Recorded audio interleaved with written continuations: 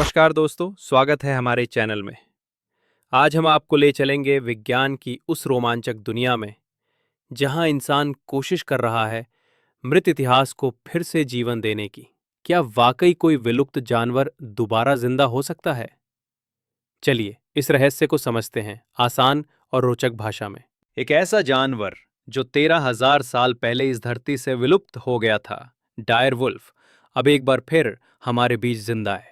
ऐसा दावा किया है कोलोसल बायोसाइंसेज नाम की एक अमेरिकी जैव प्रौद्योगिकी कंपनी ने। उनका कहना है कि भविष्य में वे तस्मानियन टाइगर, डोडो पक्षी और ऊनी मैमथ जैसे विलुप्त हो चुके जानवरों को भी वापस लाने की योजना बना रहे हैं। डायरवुल्फ, जो गेम ऑफ थ्रोन्स सीरीज में प्रसिद्ध हुआ, वास्तव में एक विशाल भेड़िया था। इसी शो की प्रेरणा से कंपनी ने दो डायरवुल्फ शावकों का नाम रोमिलस और रेमस रखा। ये दोनों गुप्त स्थान पर जन्मे और एक फार्म के अहाते में खेलते हुए देखे गए। इनके साथ एक तीसरी मादा शावक भी है, खलीसी। क्या ये सच में डायरवुल्फ है? कई विशेषज्ञों का मानना है कि ये वास्तविक डायरवुल्फ नहीं है, बल्कि आम ग्रे वुल्फ का एक जेनेटिकली मॉडिफाइड संस्करण है। आइए इस पूरी प्रक्रिया को समझते हैं। डायरवुल्फ का इतिहास 1854 में अमेरिका के ओहायो नदी के पास डायरवुल्फ का पहला जीवाश्म मिला था। इसे वैज्ञानिक जोसेफ लीडी ने कैनिस डायरस नाम दिया, जिसका अर्थ होता है भयानक कुत्ता। एक सदी तक इसे ग्रे वुल्फ का नजदीकी रिश्तेदार माना गया, लेकिन 2021 में नेचर जर्नल में प्रकाशित शोध से सच्चाई सामने आई। डायर वुल्फ करीब 57 लाख साल पहले ग्रे वुल्फ से अलग हो गया था और उसके जीन कभी आपस में नहीं मिले। ये साबित करता है कि ये एक अलग प्रजाति थी। विलुप्त प्रजातियों को वापस लाने के 3 तरीके। 1. Back breeding. इसमें किसी जीवित प्रजाति को चुना जाता है जिसमें विलुप्त जानवर जैसी विशेषताएं हों। फिर पीढ़ी दर पीढ़ी प्रजनन कर उसी प्रकार की विशेषताएं प्राप्त करने का प्रयास किया जाता है। उदाहरण, क्वाग्गा परियोजना, जिसमें जेब्रा की धारियों को कम करके क्वाग्गा जैसी नस्ल फिर से विकसित की गई। नुकसान, केवल दिखने में समानता होती है, जीन समान नहीं होते। 2. क्लोनिंग। ये सबसे सटीक तरीका है, लेकिन इसके लिए विलुप्त प्रजाति की स्वस्थ कोशिका की जरूरत होती है। Genetic engineering. ये तरीका आधुनिक और आशाजनक है। इसमें विलुप्त जानवर के डीएनए को निकाला जाता है, उसका विश्लेषण कर निकटतम जीवित प्रजाति के जीन में बदलाव किए जाते हैं। फिर उसी तरह से भ्रूण विकसित किया जाता है, जैसे क्लोनिंग में। क्रिस्पर कैस9 नामक तकनीक का उपयोग कर वैज्ञानिकों ने ग्रे वुल्फ के 14 जीन में 20 बदलाव किए। डायर वुल्फ की वापसी। रोमुलस, रेमस और खलीसी डीएनए को 2 मुख्य जीवाश्म स्रोतों से लिया गया। ओहायो की शेरिडन गुफा से 13,000 साल पुराना दांत, इडाहो से 70,000 साल पुरानी खोपड़ी। ग्रे वुल्फ और डायर वुल्फ के डीएनए में 99.5% समानता पाई गई। इसी आधार पर 14 जीन में बदलाव किए गए।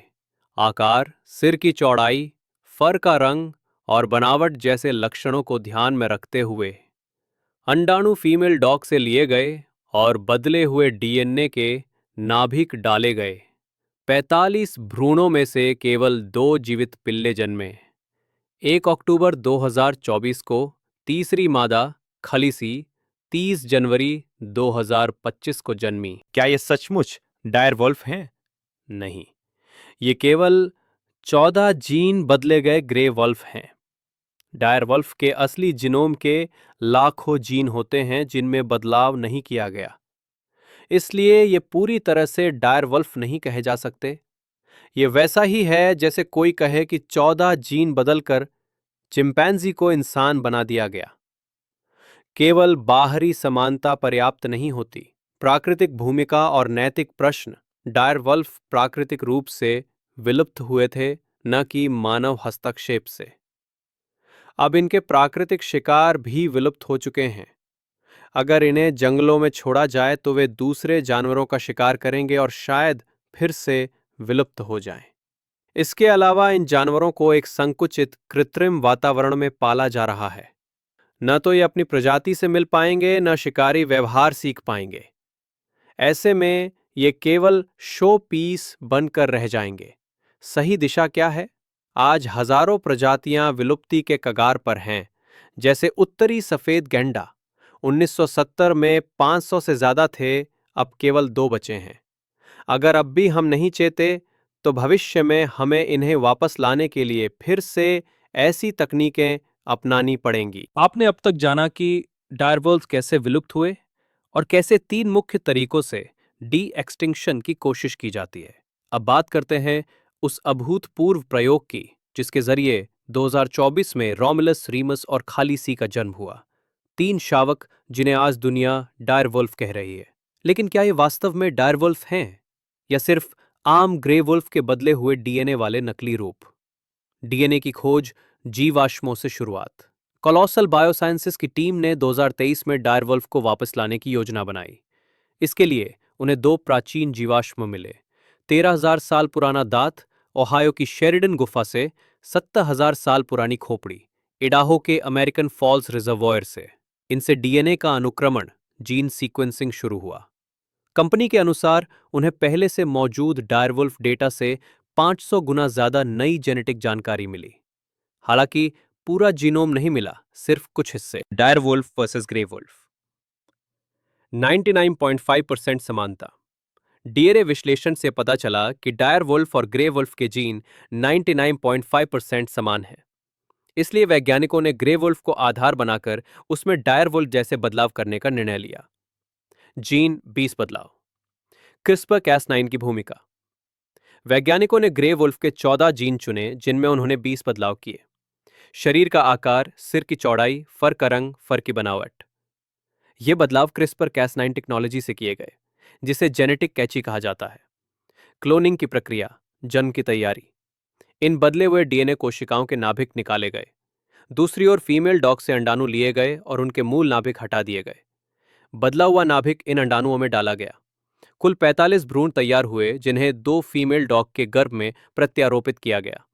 इनमें से केवल 2 भ्रूण विकसित हो पाए। 30 जनवरी 2025 खलीसी का जन्म। कुछ ही महीनों बाद तीसरी डायरवुल्फ खलीसी का जन्म हुआ। अब कुल मिलाकर 3 डायरवुल्फ जैसे दिखने वाले शावक दुनिया में मौजूद है। कोलोसल बायोसाइंसेस के अनुसार वे सिर्फ 3 से 5 ऐसे जानवर और बनाएंगे। इन्हें संरक्षित क्षेत्रों में रखा जाएगा, जहां 10 फुट ऊंची बाड़ और ड्रोन सुरक्षा होगी। सिर्फ कुछ अमीर निवेशकों को ही इनसे मिलने की अनुमति दी जाएगी।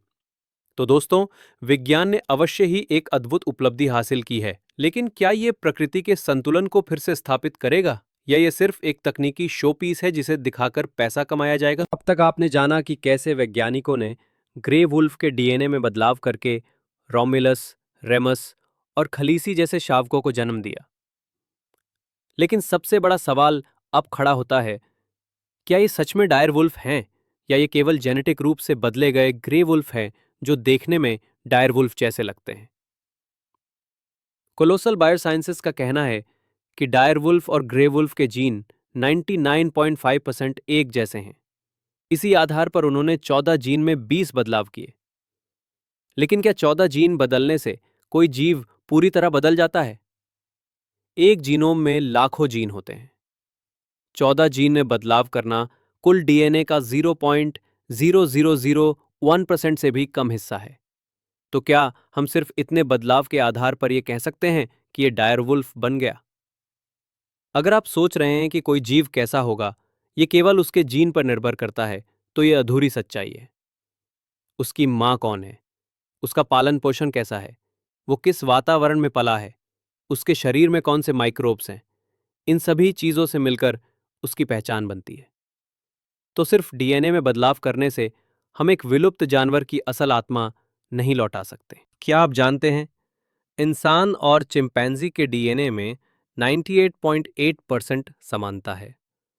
अब अगर कोई वैज्ञानिक कहे कि उन्होंने चिंपैंजी के 14 जीन बदल दिए ताकि वो इंसान जैसा दिखे, क्या वो सचमुच इंसान कहलाएगा? बिल्कुल नहीं। ठीक उसी तरह 14 जीन बदलकर एक ग्रे वुल्फ को डायर वुल्फ जैसा बनाना उसके पूरे अस्तित्व को वापस लाने जैसा नहीं है। अमेरिका जैसे इलाकों में आज ऐसे शिकारी जानवरों की कमी है। तो क्या डायरवुल्फ को वापस जंगलों में छोड़कर पारिस्थितिक संतुलन बहाल किया जा सकता है? सुनने में अच्छा लगता है, लेकिन असलियत में ये बहुत जटिल है। डायरवुल्फ की विलुप्ति 13,000 साल पहले हुई थी और इसका कारण मानव नहीं बल्कि प्राकृतिक पारिस्थितिकी बदलाव थे। इसके शिकार जैसे विशाल शाकाहारी भी अब विलुप्त हो चुके हैं।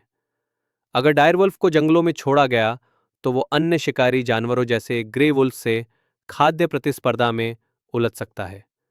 इससे वही घटनाएं दोहराई जा सकती हैं जिन्होंने 13,000 साल पहले डायरवुल्फ को मिटा दिया था। आज भी हजारों प्रजातियां विलुप्ति के कगार पर है, जैसे कि नॉर्दर्न व्हाइट राइनो, जिसकी केवल 2 मादा बची हैं। क्या हमें अपनी ऊर्जा और पैसा उन जीवों को बचाने में नहीं लगाना चाहिए जो अभी जीवित हैं? क्या हम एक विलुप्त जानवर की शोपीस वापसी से ज्यादा प्रकृति की वर्तमान रक्षा में योगदान नहीं दे सकते?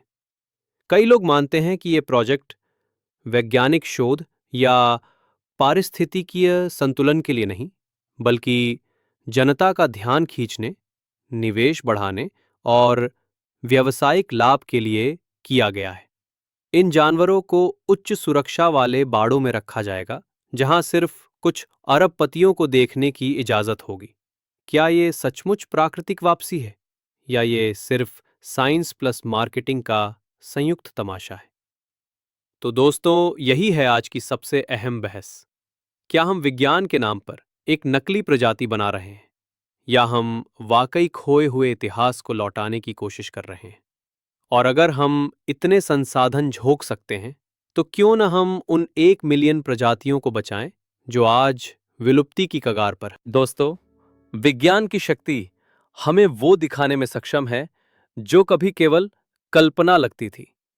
लेकिन प्रश्न ये नहीं है कि हम क्या कर सकते हैं, बल्कि ये है कि हमें क्या करना चाहिए। विलुप्त जानवरों को वापस लाना एक चमत्कार हो सकता है, पर इससे भी बड़ा चमत्कार होगा उन लाखों जीवों को बचाना जो आज हमारी आंखों के सामने धीरे धीरे खत्म हो रहे हैं। अब फैसला हमें करना है। क्या हम इतिहास को दोहराना चाहते हैं या भविष्य को बेहतर बनाना? अगर आपको ये विषय विचारोत्तेजक लगा हो तो इस वीडियो को जरूर शेयर करें ताकि ज्यादा से ज्यादा लोग विज्ञान और नैतिकता के इस जंक्शन पर सोच सकें। नीचे कमेंट करके बताइए, क्या आपको लगता है कि डी एक्सटिंक्शन वाकई जरूरी है या हमें अपनी ऊर्जा पृथ्वी के मौजूदा जीवन को बचाने में लगानी चाहिए? सोचिए, साझा कीजिए और बदलाव की शुरुआत बनिए। धन्यवाद।